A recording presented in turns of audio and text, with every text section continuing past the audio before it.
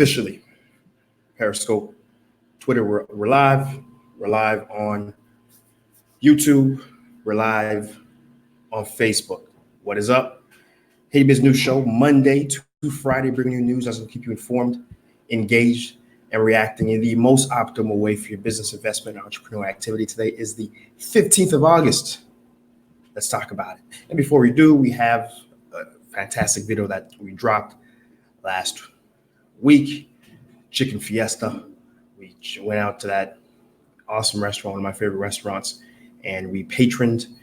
We shot that video in a very different style than we usually shoot it. And I think a lot of folks responded well to it. I think we're going to try to keep that style going.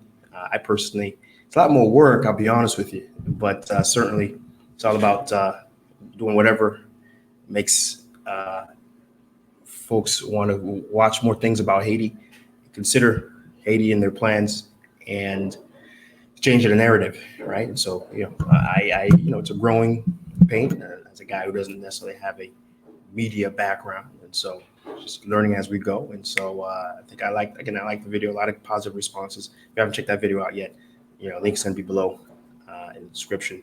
So again, do check that out. So today's news story has to deal with the fact that something I didn't know, which was really interesting, the fact that we had Rwanda police officers in Haiti, right? We had Rwanda police officers in Haiti, and seems like Periscope's acting up there. What's going on, Periscope? Yeah, in any case. And so, again, really fascinating pieces of news. And there, Haitian Hillbilly, appreciate you coming in, man. Good morning, my brother. Haitian Hillbilly on YouTube. And so, again, really interesting news there. In Rwanda, they were placed over funny enough, between Jeremy and Miagwan area is where most of the Rwanda police were stationed. Throughout the course of since 2011, the deployment, there was over almost 1,400 police officers who were a part of the contingent. The amount of folks who are currently leaving, there are about 126 that got on the plane last week and left. Now, this is all part of the MINUSTAH withdrawal. A lot of them are leaving Haiti because their mission has been complete per what they've expressed in terms of they've provided stability and they feel that Haiti is in a much better spot versus where it was.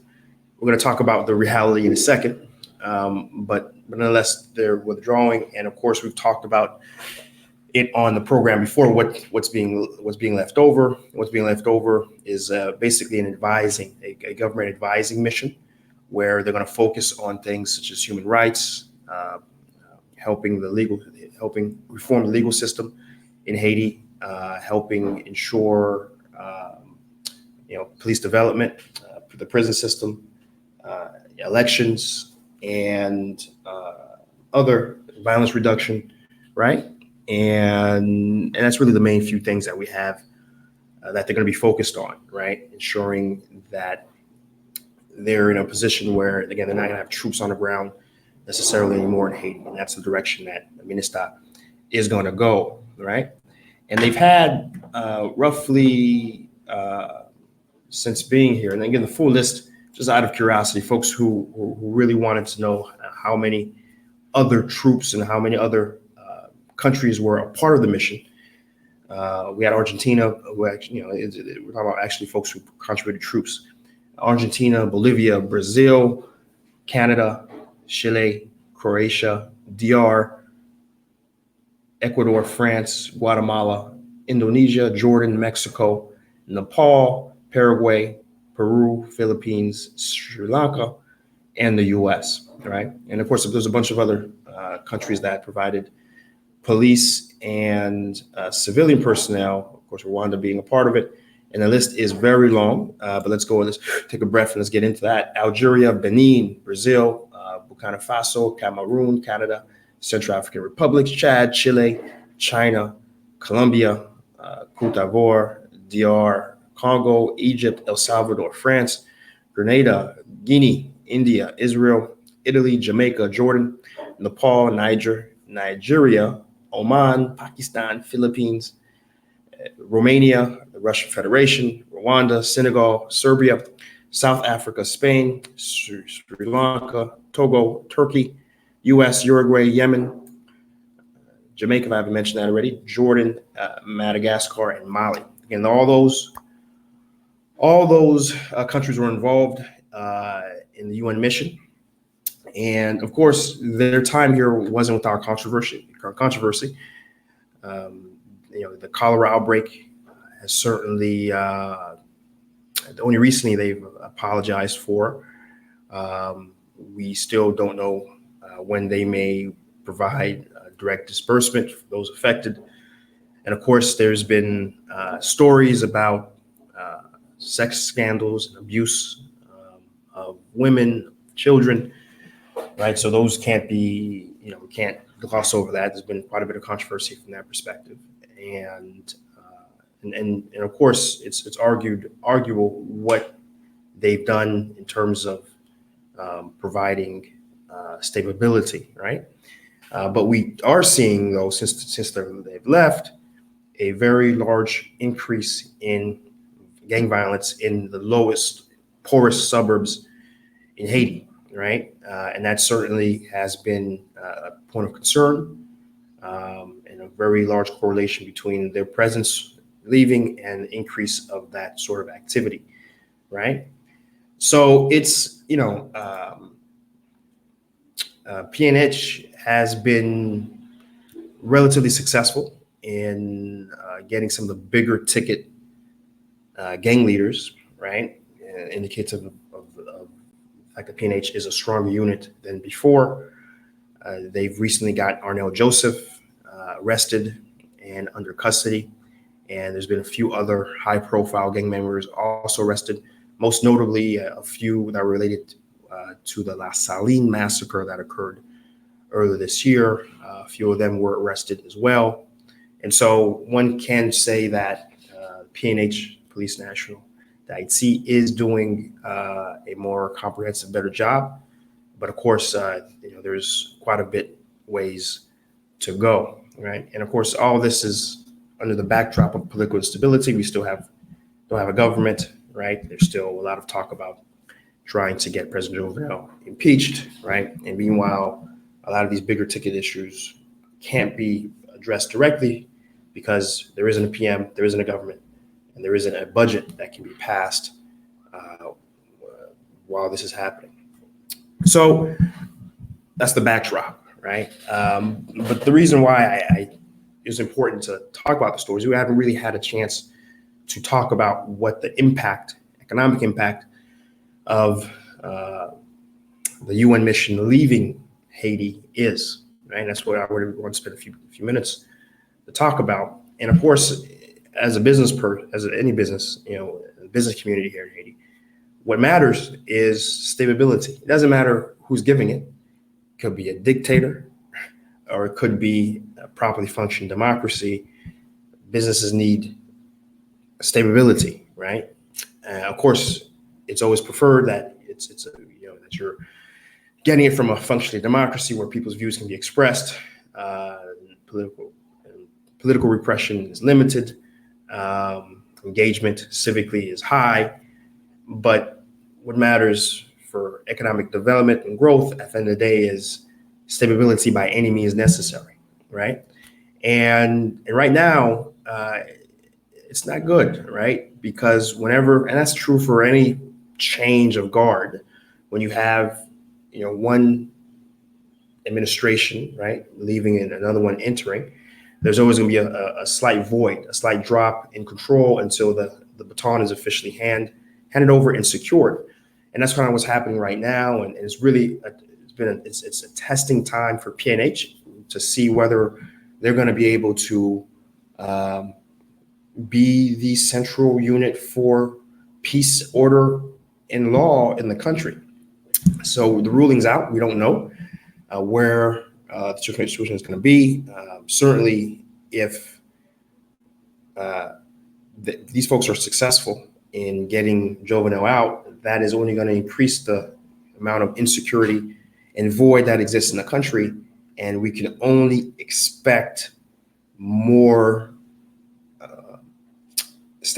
instability, again, which is the crux of any real business and economic development happening. I see Jackie with a comment. Jackie, appreciate you. Streaming from, okay. Oh, I appreciate that, Jackie. Streaming from Innovative Learning Concepts in Haiti. By the way, guys, we have a real great episode coming up for the Seejeanty on location. Hopefully we can drop that Friday potentially. So look out for it. In-middle ad announcement there. So, but going back to the topic at hand, it's very, so I think a lot of folks in the business community are very nervous about what's the next steps, especially, there's supposed to be an election that was supposed to happen in October. And of course, election times in Haiti are always concerning, right? Because of the amount of Dizzo that happens around this time. But it doesn't seem as if the election is going to happen, given what's going on right now. So that's actually a bit of a reprieve, right? A little stress-free there. And, I've talked, for example, I've talked to a few folks in the hotel business, and, they told me something very interesting. And this is very, this is people who think different, right? And said, listen, there's going to be a period where things are bad, right? And certainly we hope they improve to the point where P&H and the legal environment, the political environment is stable, and the security environment is coming from a strong national police force. We hope so, right?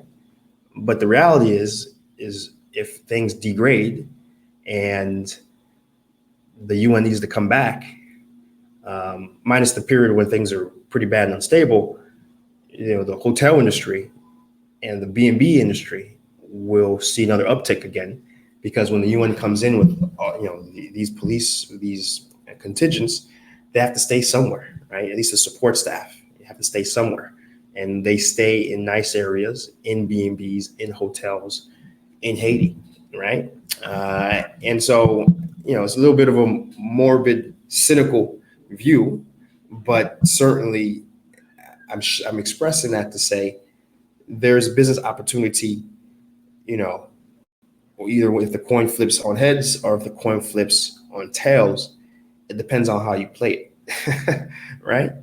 But of course, we're rooting for stability. We don't want, because at the end of the day, the folks who lose out during times of instability are the poorest and most vulnerable in our society. And so we're certainly hoping that we're going to try to stay on the optimistic side of this analysis. I can't really provide. I have my forecast. I can tell you what I hope to happen, but what I can tell you when it comes to preparing for it is what we've always talked about. Of course, I have my Un Parler series. You can check out a few of the videos where we talk about different things, such as political stability in depth, and provide point by point in terms of what you can do and should do, particularly when it comes to working with your employees and doing things of that nature, right? So do check those videos out, in addition to other things like electricity and trying to register your business, et cetera. But the biggest thing to keep in mind during these times is, having contingent plans, right? Depending on what your business is, having it structured in a way where your core business isn't affected by what may happen, right? And honestly, I can probably leave you guys with this, is that, I've had business contacts who've been in the country for many years. I'm talking many years through ISTID, and the craziness of the 90s to today. And he says, actually, if you have the capacity to weather the storm, the money you make after the storm is over can often recoup the entire time your business was reduced or unable to operate. Because here's what happens: your competitors shut down. Okay, your competitors leave the country. Competitors just go belly up, right? And thus allowing you, the person who survived, to take a larger percentage of the market, right? So I'm saying it a much longer way than he expressed it to me, but certainly through every crisis, those who weather it generally win. So it's about figuring out and having conversations and strategizing on exactly how to win, right? Right? And it will survive and then win. We have Pierre Paul with a comment. Can't have a stable country if you depend on others for security. We will never get our act together if it's all dependent on others' charity. That was Pierre Paul with the comment on YouTube. I totally agree with you, my brother. It is, I certainly do. We do hope that PNH will be able to get back together and, continue on what I'm seeing as positive signs that it has its act together and implement law and order. So, Pierre Paul, thanks for that comment. Appreciate you, brother. So, I think that's where I'm going to end it today. Real short video. I just wanted to expose and have a discussion about minister leaving, what I've been hearing from folks. The business community is overall optimistic about what's going on, but cautiously optimistic about how things are going. We'll see. Going bad, you already know where to turn, where to come to get your information, especially as it relates to business. And that is here on the Haiti Biz News Show, Monday to Friday. As you know, if you like what we're doing here, leave a comment. I always read them, I respond, even if it's just a like, right? You know what to do. Hit that follow, hit that subscribe button, depending on where you're watching me. Of course, do share it. Do share these conversations, right? Share these news stories, because I don't know anywhere else online that's providing them in English, providing them about Haiti, about business in particular, that isn't focused on the politics of it, that isn't focused on the jokes of it, just providing real factual information. And of course, do not forget HaitiBizNews.com, HaitiBizNews.com, HaitiBizNews.com for 24/7 access to all news-related stories that can impact you, impact your activity. HaitiBizNews.com. All right, guys, that's the end of today's episode. Until we're back at it again. I don't know, somebody said it. We'll be back at it again. Peace.